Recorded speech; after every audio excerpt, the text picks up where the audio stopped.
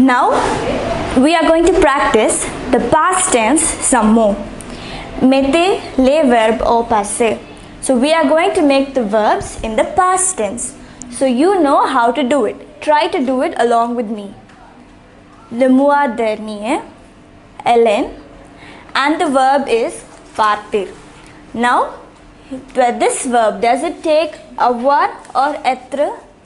It takes être, and Hélène is third person singular.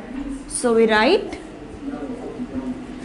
the être conjugation for third person singular is a. Hélène, a, plus the past participle of this verb. You know the past participle of partir is parti. Now, if you remember, when we use être conjugation as auxiliary, we need to make sure that the verb agrees with the subject. Now, the subject is feminine, so we add an e. Hélène est partie. The next sentence, elle mettre ses affaires. Now, the verb mettre. Does it take être or avoir? It takes avoir. So, the avoir conjugation for elle is a. And the past participle of mettre is me. Elle a mis ses affaires.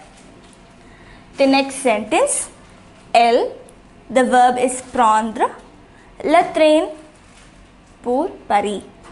So now, the verb prendre. Does it take être or avoir?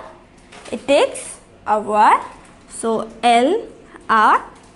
And the past participle of prendre is pris. Elle a pris le train pour Paris. The next sentence, alors, je, the verb is comprendre. Now this verb also takes avoir conjugation and the subject here is je. So the avoir conjugation for je is ai, je, and the past participle of comprendre is compris. Alors, j'ai compris. And now the next sentence, je, the verb is apprendre à vivre sans elle. So now, this verb again, it takes avoir and the subject is je. So, je. And for apprendre, the past participle is appris. Appris. So, now if you notice, we were able to do this exercise a little bit faster.